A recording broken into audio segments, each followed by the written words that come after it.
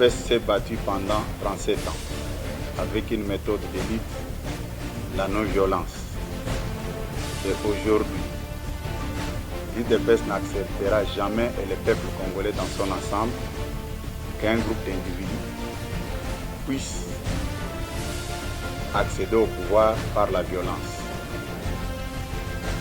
Et on se demande, les gens qui critiquent l'UDPS matin, midi, soir, et l'UDPS gère mal le pays, au lieu de laisser que le peuple sanctionne l'UDPS, en 2023, par la voie électorale, les mêmes personnes sont en train de réfléchir aux méthodes qui peuvent recourir par la voie de la violence pour accéder au pouvoir. Accuse de travailler pour étouffer le président légal,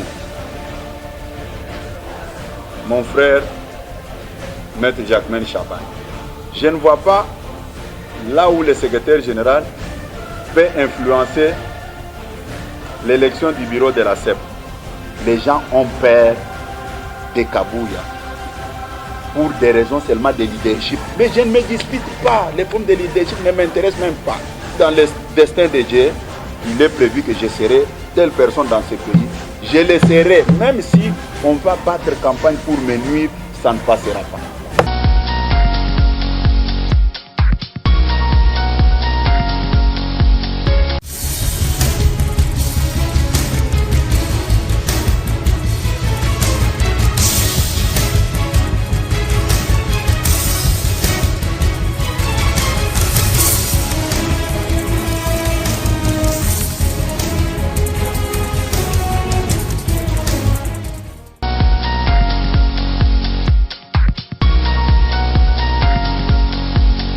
Face à la presse, le dimanche 13 février 2022, à Kinshasa, Augustin Kabouya, secrétaire général de l'Union pour la démocratie et le progrès social, est monté au créneau pour dénoncer l'accès au pouvoir par un coup de force. Son parti, a-t-il indiqué, n'acceptera jamais, et le peuple congolais dans son ensemble, qu'un groupe d'individus puisse accéder au pouvoir par la violence. La situation politique de l'ère, c'est avec regret que j'aborde cette question où l'opinion la semaine passée a suivi un proche d'un président de la République honoraire s'était permis d'encourager l'accession, les modes d'accéder au pouvoir par la violence. C'est quelque chose que notre peuple avait déjà banni après le dialogue intercongolais de Sun City. Et je profite de l'occasion pour fixer l'opinion. L'UDPS s'est battue pendant 37 ans avec une méthode d'élite, la non-violence. Et aujourd'hui, l'UDPS n'acceptera jamais, et le peuple congolais dans son ensemble, qu'un groupe d'individus puisse accéder au pouvoir par la violence. Et on se demande, les gens qui critiquent l'UDPS matin, midi, soir, que l'UDPS gère mal le pays, au lieu de laisser que le peuple sanctionne l'UDPS, en 2023, par la voie électorale, les mêmes personnes sont en train de réfléchir comment est-ce qu'ils peuvent recourir par la voie de la violence pour accéder au pouvoir. La Constitution de la République démocratique du Congo ne donne jamais l'opportunité à n'importe quel Congolais d'accéder au pouvoir par un coup de force. C'est pourquoi nous, au niveau de l'UDPS, nous condamnons avec la dernière énergie cette façon de voir les choses.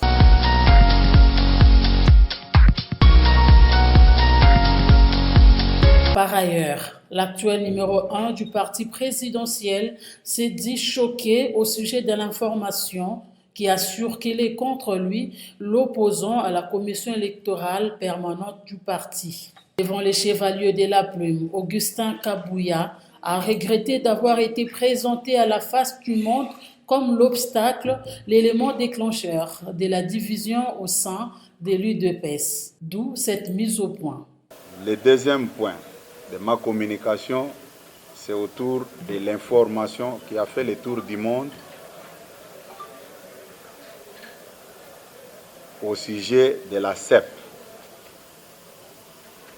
Je voulais apporter une précision à vous, les amis de la presse. Vous avez une mission pédagogique d'éclairer l'opinion. Vous n'êtes pas là quand un homme politique veut salir un autre homme politique. Il vous invite, même ce que j'ai fait avec vous maintenant. Vous avez l'obligation de vérifier aussi et de savoir si réellement ce que j'ai dit là correspond avec la vérité. J'ai été présenté à la face du monde comme l'obstacle, l'élément déclencheur de la division au sein de mon parti, Union pour la démocratie et le progrès social. Qu'est-ce que vous pouvez retenir par rapport à ce que nous allons faire avec vous tout à l'heure? La commission électorale permanente du parti, c'est une structure qui s'occupe rien que l'organisation des élections au niveau du parti. Et cette structure n'est pas gérée par le secrétaire général que je suis. Les membres de cette structure sont nommés sur une décision du président du parti. En 2018, l'actuel président de la République, Son Excellence Félix Tshisekedi, à l'époque président de l'UDPS, avait pris une décision en date du 12 mai. Décision 013 portant nomination des membres de la CEP. Et le président de l'UDPS ne nomme pas le président de cette structure. Le président nomme rien que les membres de la structure en question. Et la décision que je peux vous présenter, la décision est là. Si vous regardez bien sur cette décision, il n'y a pas les postes de président ou de rapporteur ou de vice-président. Tous les 35 membres qui sont nommés sur cette décision sont presque égaux. C'est une précision de taille que j'apporte pour éclairer l'opinion. Il n'est pas dit que pour connaître ça, il faut être membre de la commission électorale permanente CEP. Et le bureau de la CEP en question est élu par les 35 membres que je viens à peine de vous présenter. Ce sont les membres de la CEP nommés sur la même décision qui ont presque les mêmes droits que les autres qui mettent en place leur bureau. Ils ont leur règlement intérieur. Ils peuvent démettre ces bureaux à n'importe quel moment. Ce n'est pas l'affaire du président du parti, ni encore moins l'affaire du secrétaire général. Pendant tout le temps de fonctionnement de cette commission électorale permanente, le secrétaire général ne s'est jamais interféré dans son fonctionnement. Mais fort malheureusement, après un certain temps, les 35 membres qui composent cette commission avaient jugé bon de changer le bureau qui était en place. Ce n'était pas l'affaire du secrétaire général, ni encore moins du président du parti. Je prends un exemple pour me faire comprendre. L'exemple de notre Parlement. Le Parlement est composé de 500 députés et chaque député est élu dans sa circonscription électorale. Mais quand les députés se retrouvent à l'hémicycle, ils ont le devoir de mettre en place leur bureau pour diriger les plénières. C'est presque identique avec cette affaire de la commission électorale indépendante du parti. Mais, à ma grande surprise, j'ai vu un article publié par un de vos confrères qui m'accuse de travailler pour étouffer le président légal, mon frère, Maître Jacquemaine Chabani. Avec ce que je viens de vous expliquer, je ne vois pas là où le secrétaire général peut influencer l'élection du bureau de la CEP. Il y a eu plusieurs articles où le secrétaire général est présenté comme détracteur, quelqu'un qui veut à tout prix étouffer les présidents de la CEP pour ne pas faire correctement son travail. Quelque chose que je ne connais même pas. Comme j'ai toujours dit aux gens, Dieu ne fait rien au hasard sur cette terre.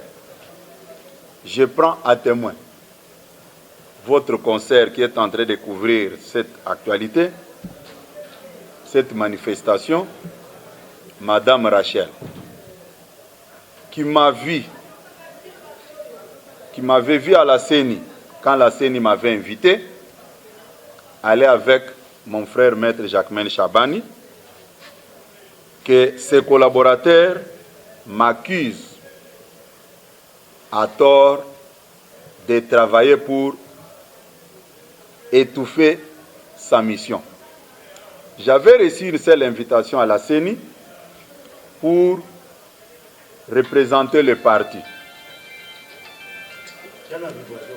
Arrivé à la CENI, avant d'arriver, j'ai pris mon téléphone, j'ai appelé Maître Jacquemaine Chabani. Je lui ai dit, mon frère, j'ai reçu l'invitation de la CENI, puisque la CENI va publier sa feuille de route. Tu dois être là, puisque c'est toi qui vas gérer les affaires du parti en ce qui concerne la matière électorale. J'ai commencé à faire des pressions au téléphone. Venez, nous allons représenter le parti. Quand nous sommes arrivés à la CENI, comme je venais de vous le dire, j'ai laissé ma place. C'est pourquoi j'ai pris à témoin Madame Rachel Kisita. J'ai dit, mettez-vous ici, on va me chercher une autre chaise. On m'a cherché une autre chaise. Nous sommes restés avec lui. Quand la cérémonie est terminée, nous étions obligés de sortir. En sortant, je lui ai dit, travaillons puisque nous courons derrière le temps. Quand les groupes qu'il avait destitués, qu'il avait mis de côté, a vu les images, le groupe m'a appelé. Le groupe m'a dit, ce que vous faites, monsieur le secrétaire général, c'est à l'encontre même de notre règlement intérieur.